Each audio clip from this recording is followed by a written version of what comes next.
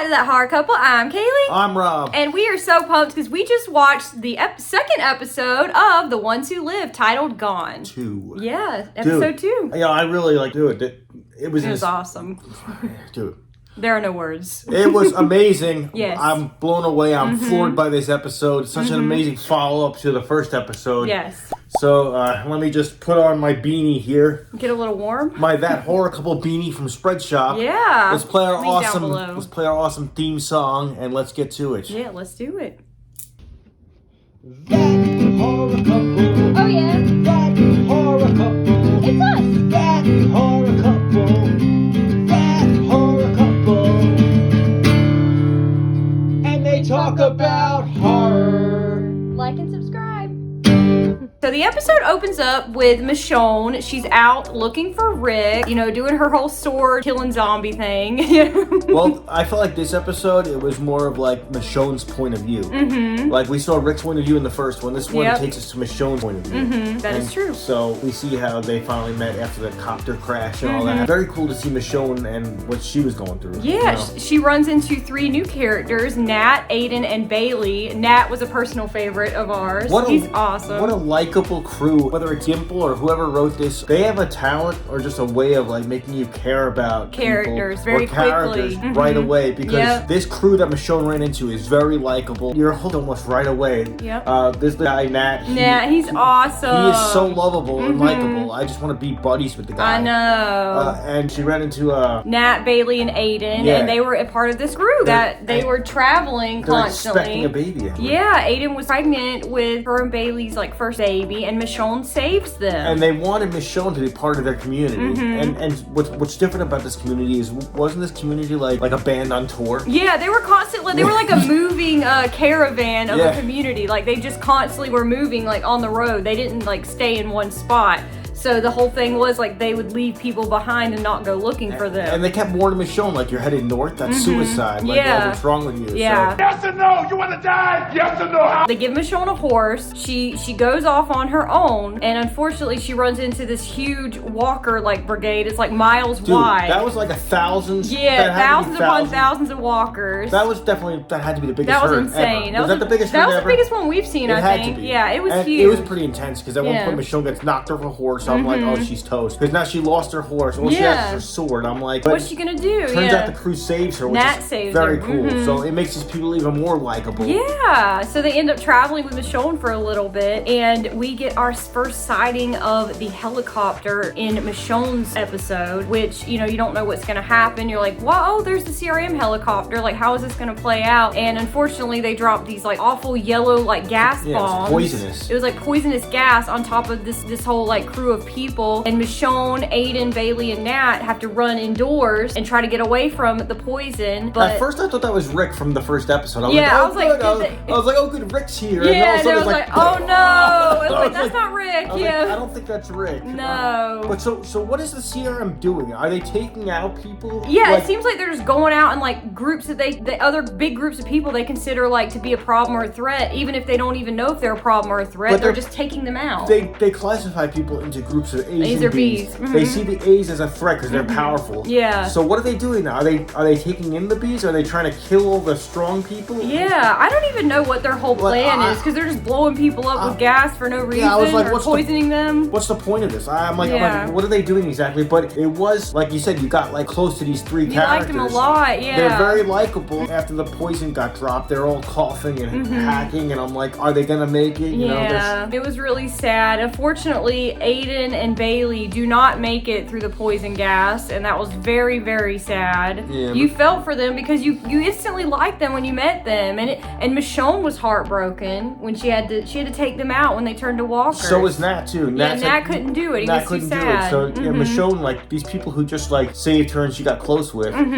And we did see a good scene before all this went down of the campfire scene with all them talking and I thought that was a very cool scene where they all were just a dialogue. Getting to know each other. The dialogue was cool. Them getting to know each other. I really like that scene a lot. Yeah, it reminded me of kind of like the first season when they were all like camping and they were hiding out in the woods. For only knowing these characters for one episode, I felt like I knew them longer. It was like it was just very good character building for just a short period of time. I think so, and we really and you really get to really like Nat too, because after Aiden and Bailey unfortunately don't make it, like it's just Michonne and Nat, and they're having to heal for a while in this like little building together because they got poisoned by the gas, so they're using oxygen, like eating soup, resting, so they get to know each other better, and Michonne forms like a real friendship with this guy. Yeah, and there was another good scene, like a good like just one-on-one scene with Nat and Michonne, and I like that one a lot. Where he talks about his stepdad. Yeah, like he talks about stepdad. He busts out his lighter. Danger. And I noticed, I think the lighter was very symbolic. Yeah. Every time something came up that he didn't want to talk about, or something that he was talking about that bothered him, he started flicking with the lighter. He would just flicker the lighter. So every time he talked about it, like growing up, or like what he went through, or who he lost, he'd start flickering the lighter. Yeah. Like she explained Rick and all about Rick and how she has kids. Like Nat was saying, like, yo, you can still go back to your kids and still have hope that Rick's out there. Yeah, you don't have to be chasing him. Yeah, like that Kenny Rogers song, Know When to Run. Yeah,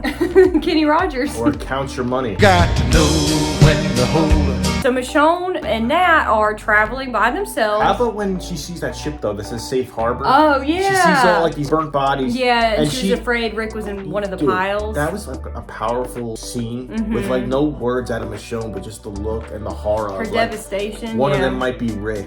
Dude, so, and she went around to each body seeing if it resembles Rick. Dude, that's like very heavy. It was heavy. I was like tearing out the whole episode. This was a heavy episode. It's a heavy show, actually, the whole thing. Yeah, dude, and something about like just from Michonne's point of view, it's just heavier for me. Yeah, I don't know why. It just is. Because like, we've been there with her, like missing him, wondering. We feel for her. We are able to, get into the emotions that she's embodying and feel that coming off of her, like her desperation, her grief, her hope, all of it. We feel it all as she feels it. So that's why it's so impactful, I think. But I did like when they saw the copter the second time, and this time Nat was ready. Yeah. Oh, he blew. He said Dude, that. Whatever he had was wild. It was one like of those little rockets. Dude, the guy has a rocket launcher like on his wrist. He's like, here goes. He's like Spider-Man, but it's like a rocket. Yeah.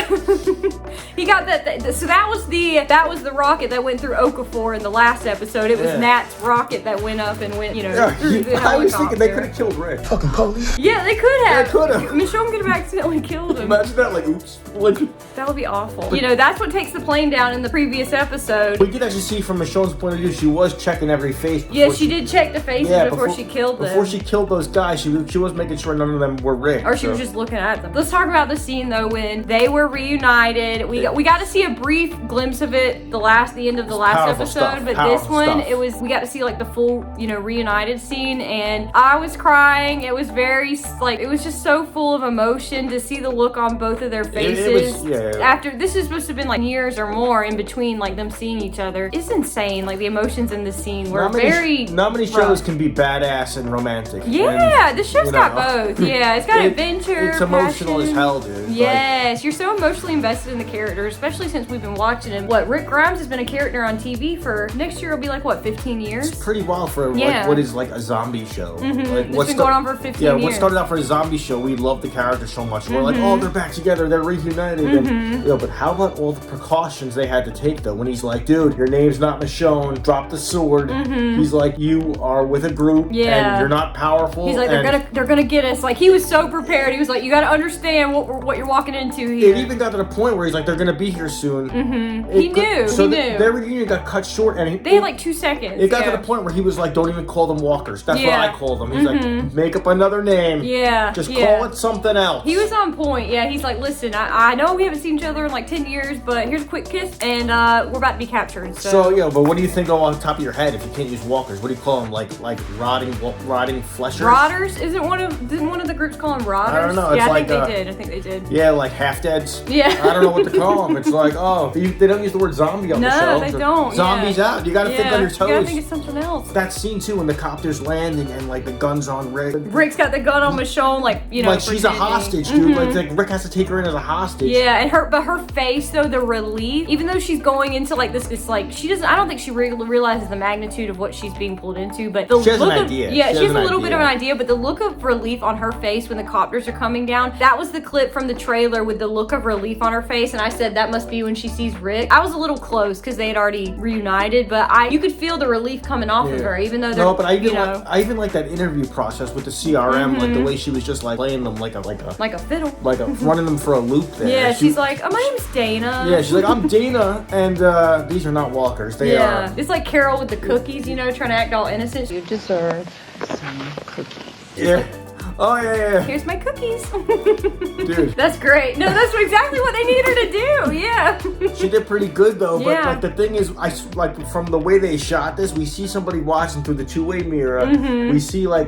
It's like a camera, right? Yeah, but it turns out to be Jadis. And, like, Jadis, she confronts Rick afterwards. And, like, Jadis is totally badass. Like, shaved head, basically.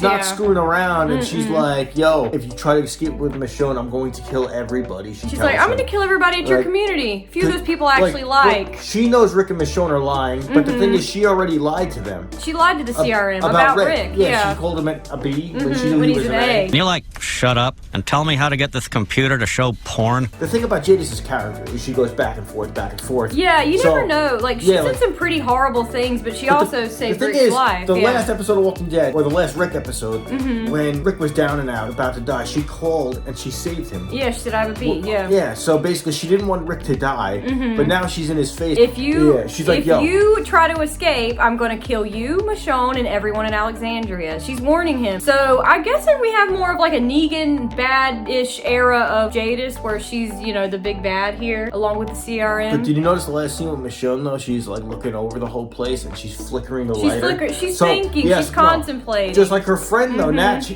doesn't like this place. Yeah. Like, she's like, I gotta get out of here. Because she tried, and the scene right before the Jadis Rick encounter, Rick and Michonne, sneak off together, and she's like, is there a chance we could take this place down? And he's like, absolutely not. And she seems a little bit puzzled by his quick reaction to say no, because they've taken on so much together. They were taking a risk making out and shit. But in between the two army trucks, Yeah, that was risky. Yeah, I mean, I don't blame her. But we both thought she was gonna bring up RJ, and I guess she didn't have time. She didn't. He said, how is Judith? And she's like, she's good, but I'll wait till we get out of here. I guess she wants to wait under... She noticed his hand was gone. Yeah, she did, yeah.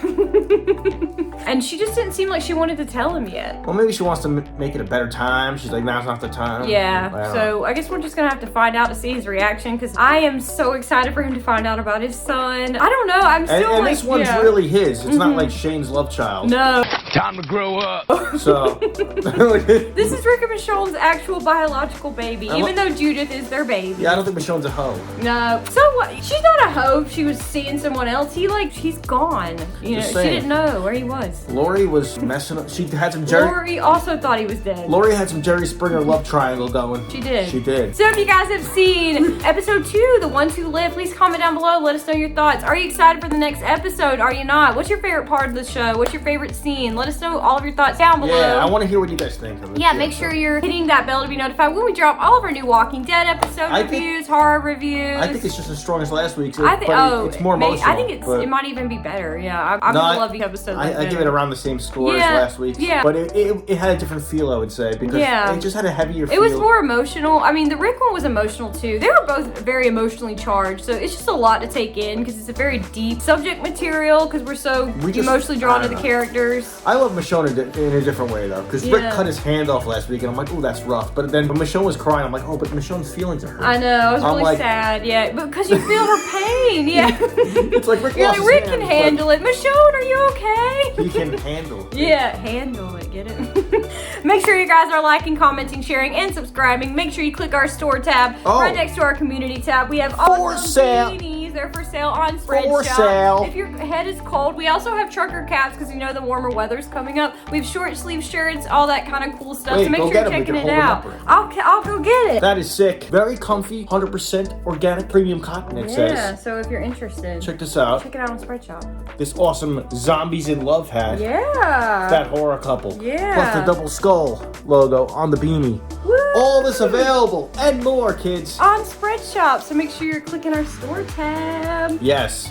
So make sure order now. Yeah, make sure you like, comment, share, subscribe. There's a super thanks button down there also if you're interested in donating to the channel. We appreciate all of you guys so much. Thank you so much for coming back and watching our videos. Thank you for your support. Once again, I'm Kaylee. I'm Rob. And we hope you guys have a wonderful day. We'll see you guys soon. Thanks for watching. See you next week or next time. Next time. See you around. See you around. Peace.